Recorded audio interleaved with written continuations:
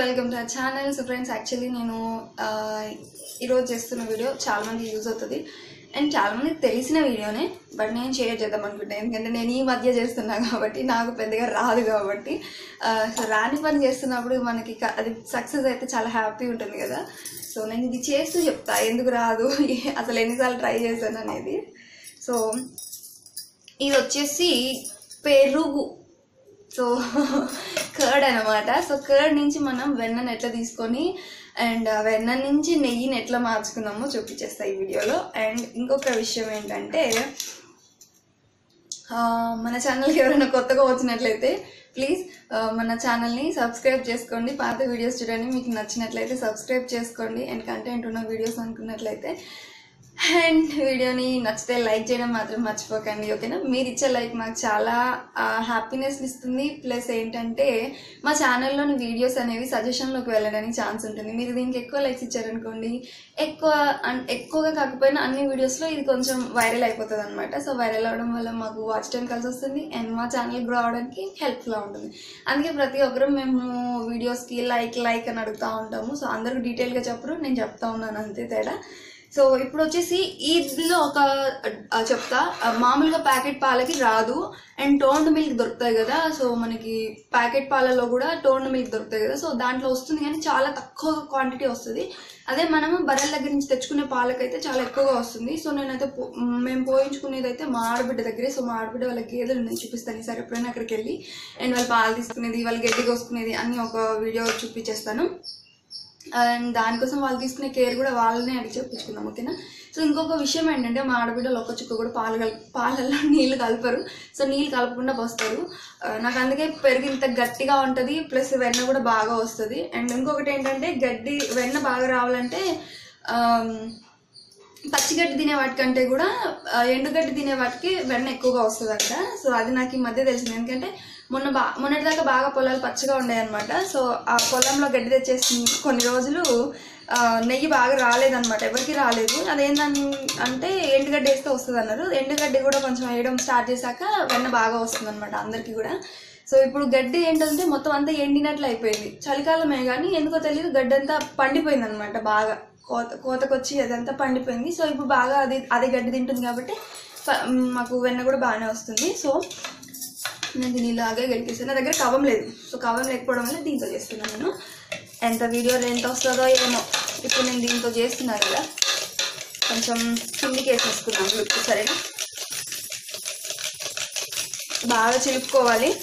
And packet పాలకి రాదు. And సిటీలలో ఉండే గేదెల దగ్గర పాలకు కూడా పెద్దగా రాదు, ఎందుకంటే వాళ్ళు కూడా గడ్డి కొని వేస్తారు. ఎండుగడ్డి తక్కువనే, అంటే ఎండుగడ్డి సంగతి నాకు తెలియదు కానీ వాళ్ళు గడ్డి పారం గడ్డి కొనుక్కొని వేస్తారు. అది మందులతో పెరుగుతుంది అనమాట. సో దానికి కూడా పెద్దగా రాదు, వాటికి కడుపు నింపుతుంది అని ఇంజక్షన్లు వేస్తారు పాలు ఎక్కువ రావడం కోసం. అందుకే ఆ పాలు కూడా పెద్ద చిక్కగా ఉండవు. వాళ్ళు ఇంకా అందులోనూ కొంచెం మిల్క్ పౌడర్ అది కలుపుతారు, ఎందుకంటే మేమున్న దగ్గర వాళ్ళు మిల్క్ పౌడర్ అది కలపడం మేము చూసామన్నమాట. సో దానివల్ల నేను చెప్తున్నా, హైదరాబాద్లో ఇక్కడ కాదు. ఇంకా కొన్ని రోజులు పోయించుకుని ఆపేసాం ఆ తర్వాత. కాకపోతే ఏంటంటే ఇంకా ఈ ప్యాకెట్ పాల కంటే కూడా అది కొంచెం బెటర్. మనం జెన్యున్గా పోయించుకుంటే ఇంకా బెటరు, అంటే పోసే వాళ్ళు జెన్యున్గా ఉండి పోస్తే ఇంకా బెటర్ అనమాట. మన హెల్త్కి మంచిది. వాళ్ళ వైపు కూడా దేవుడు కొంచెం మంచి చేస్తాడు. మనం చేసే పనులు చెడు ఉందంటే ఏదో ఒక జన్మలో అనుభవించాల్సి వస్తుంది, సరేనా? నేను ఏదో పిచ్చిదాల్లా చెప్తా ఉన్నాను అనుకోవద్దు, అది నిజం.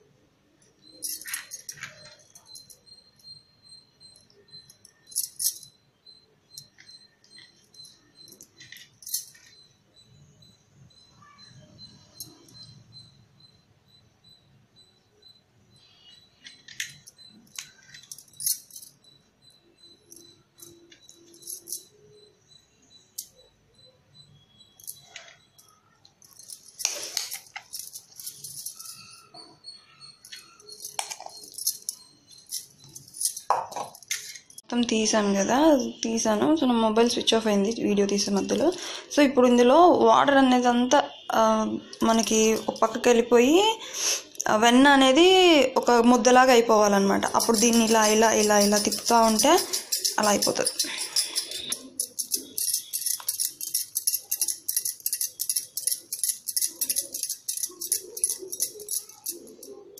సో వాటర్ అంతా తీసేయాలి ఇప్పుడు.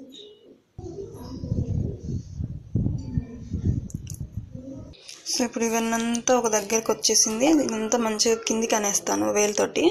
సో అదంతా అలా ఒక ముద్దలాగా చేసి అంటే కిందకి అనేసాను అనమాట. సో ఇప్పుడు చిన్న మంట పెట్టా. సో దీని మీద ఇది పెట్టి వెయిట్ చేద్దాం.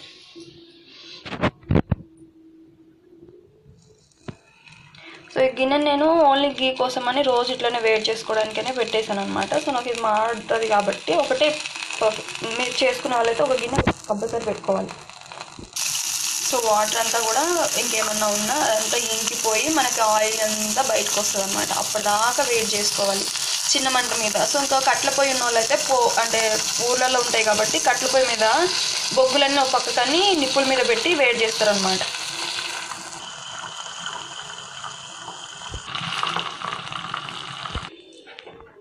సో ఇప్పుడు ఇది ఉంది కదా, అంత లోపలంతా ఏదైతే ఉందో ఎక్స్ట్రా పెరుగుకు సంబంధించింది ఏమన్నా ఉంటే మొత్తం అంతా అలా మాడిపోతుంది అనమాట.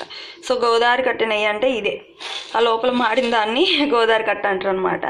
సో ఇప్పుడు కొంచెం అంతా కిందికి వెళ్ళిపోతుంది. కిందికి వెళ్ళిపోయిన తర్వాత ఆ గీని మనం తీసినట్లయితే మనకు ప్యూర్ గీ అనేది పైనకి వచ్చేస్తుంది.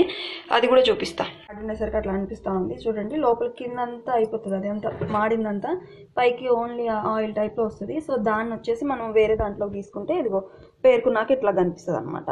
సో ఇదైనా కానీ మనకి కొంచెం హీట్ చేస్తే లైట్గా ఆ కలర్లోనే అనిపిస్తుంది.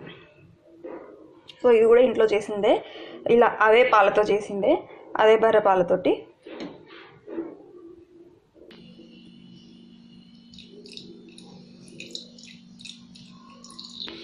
సో ఆ ఫైనల్గా అక్కడ మిగిలిన దాన్ని గోదావరి కట్ట అంటారు అనమాట.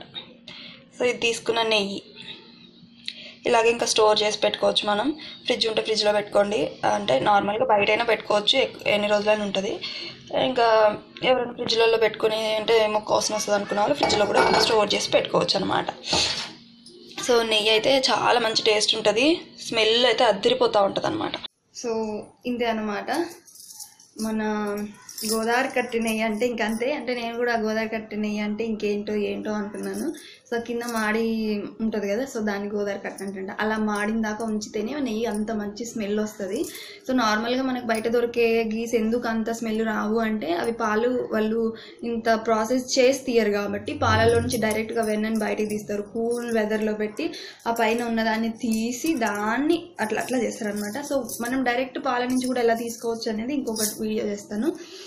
అండ్ ఈ నెయ్యిలో కూడా ఇన్ని రకాలుగా చేయొచ్చు అని నేను పాలు పోయించుకుంటున్నప్పటి నుంచే తెలిసింది నాకు. అండ్ అంటే ఇప్పుడు మనకి చిలికే అంత ఓపిక లేదు, నేను అంతసేపు చిలకలేను, అంత మెత్తగా చిలకలేను అనుకున్న వాళ్ళకి, అంటే నాకు కవం లేదు కాబట్టి నాకు స్టార్టింగ్లో నాకు ఇబ్బంది అనిపించింది అనమాట. సో నాకు కవం వాడే అలవాటు లేదు. సో కవం తెచ్చుకోవాలి.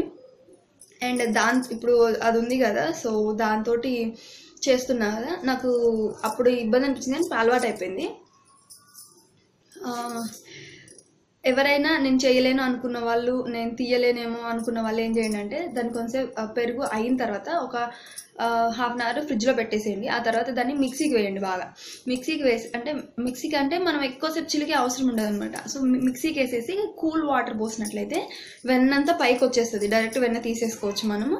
ఇంకేమైనా ఉంది అని మీకు డౌట్ అనిపిస్తే ఒకసారి 2 సార్లు అట్లా చిలుక్కున్నట్లయితే మొత్తం అంతా తీసేసుకోవచ్చు. అలా కూడా బాగానే వస్తుంది నెయ్యి వెన్న.